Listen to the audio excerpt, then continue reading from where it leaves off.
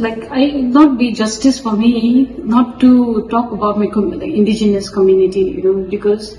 our indigenous community it's like they are minority right now, because their voices have not been heard by the state government, by central government. I think that would be a big platform, bit or like opportunity, because a lot of the UN agency will be there,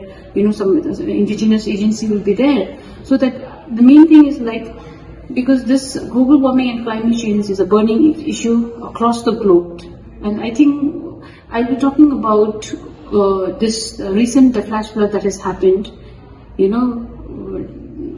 That the impact that has caused not only to the tiny state like Sikkim, but it has impacted in downstream like West Bengal and to Bangladesh. So now I think the world leaders should really, if they are they have to be very sincere of what they talk about. I think what we feel is that not just having a COP meeting or the big in the UN,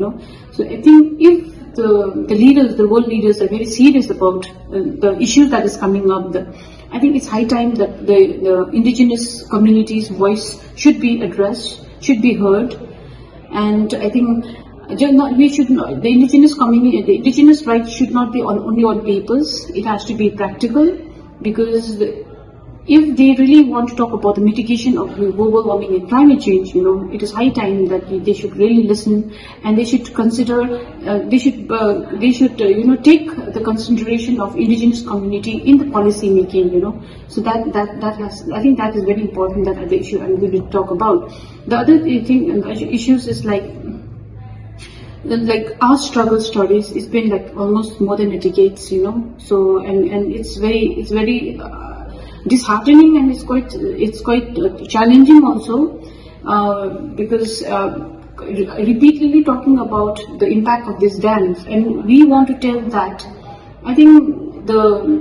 renewable energy, the hydropower energy is not a green energy. It's not it's not a renewable energy, because what happened in Sikkim is a clear example, and we just want to draw attention that when these type of dirty hydropower project comes, in the light, it is not only the indigenous community get affected, but everybody who settled in that area gets impacted. And even for the financing of the international financial institution like World Bank, IDB Bank, other banks, they are also equally responsible for what happened, because I think the expert who has done research on these dams, who has done study on these dams or on these rivers, they have, I think most of them have given a clear report saying that coming of series of dam in River Teesta is not feasible, because the land is very fragile and very eco-sensitive, and these things has to be, I think what I wanted to tell is the COP is like, I think they should stop financing such, such companies who doesn't, because these companies also has a responsibility of saving the planets and saving the earth. And everybody, not just like we, indigenous community or local community or NGOs, it's not, everybody should come in one platform and seriously pledge, individual or seriously we should pledge that we have to pay back to the mother nature, if you are really concerned about the future. This is what I really wanted to share there. Thank you.